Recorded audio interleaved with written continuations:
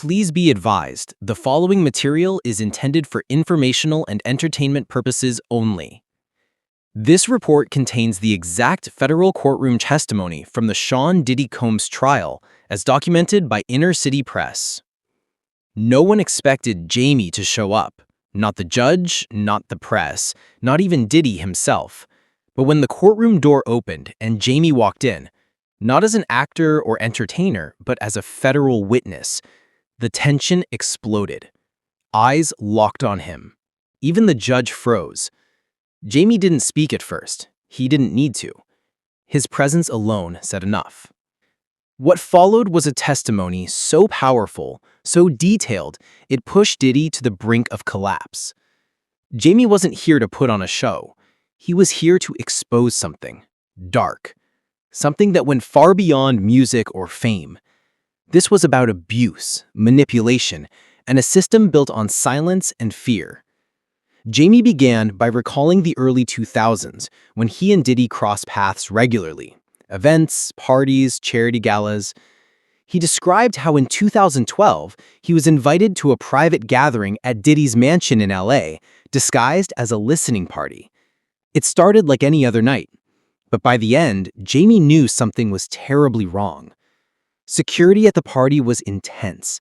Phones were taken, guards with dogs patrolled the grounds. Diddy pulled Jamie aside and promised to show him something special. What followed was surreal.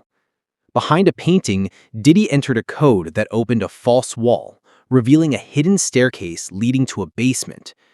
Jamie followed, unaware his life was about to change. The basement was unlike anything Jamie had seen. Recording rooms, strange furniture, and a heavily sealed chamber Diddy called his private studio. Here, Jamie said, the real Diddy emerged.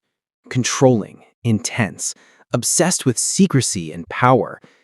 Diddy played audio recordings. People in distress, screaming, begging. He called it his collection.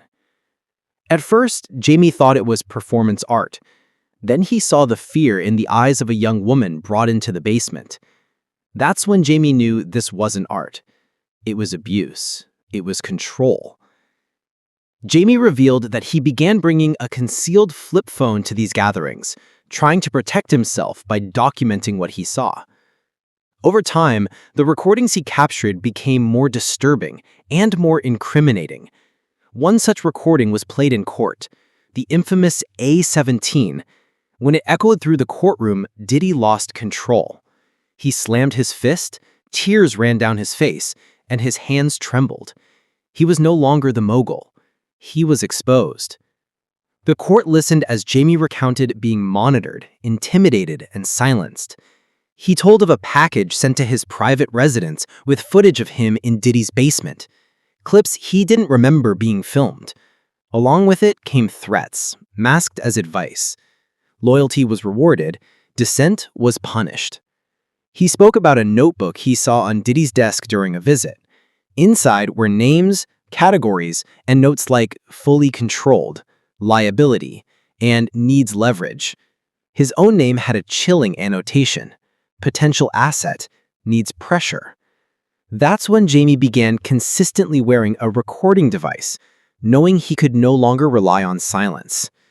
He detailed how he was gradually blacklisted, film deals vanished, meetings got canceled, and damaging rumors spread. He was being isolated, systematically. His silence had a cost. But what finally pushed him over the edge was something personal. A young actor he had recommended for one of Diddy's gatherings suddenly dropped out of the industry. He wouldn't return calls. His mother said he'd stopped listening to music altogether. Jamie realized his silence wasn't just self-preservation, it was complicity. That's when he contacted prosecutors and handed over everything: audio recordings, text messages, and emails. He agreed to testify despite knowing it could destroy his career, maybe even endanger his life. The courtroom was silent as Jamie described Diddy's control system, a sprawling network of lawyers, publicists, executives, and venue owners. Diddy didn't have to issue threats. The system did it for him. Then came the final blow. A recording from New Year's Eve 2020, played in front of the jury, In it, Diddy's voice could be heard boasting about his so-called insurance policy, compromising material on dozens of celebrities, ready to be used if anyone ever turned on him. In his own words, he said, "Nobody ever really gets out. I've got something on everyone. The day someone tries to take me down is the day I burn this whole industry to the ground." Hearing this, Diddy broke. He stood, slammed the table, and yelled. The judge warned him. Marshall stepped closer. For the first time, he wasn't in control. Then Jamie addressed Diddy directly. He walked a few feet from the stand and looked him in the eye. He said Diddy had built a prison, not a legacy, a system of fear, not mentorship. He pulled out a flash drive, saying it held his first contract from the industry when he still believed in it. Then he turned to the jury, urging them to see that this wasn't just about one man. It was about an entire culture that protected power and punished truth. As Jamie walked out of the courtroom, he didn't wave or smile.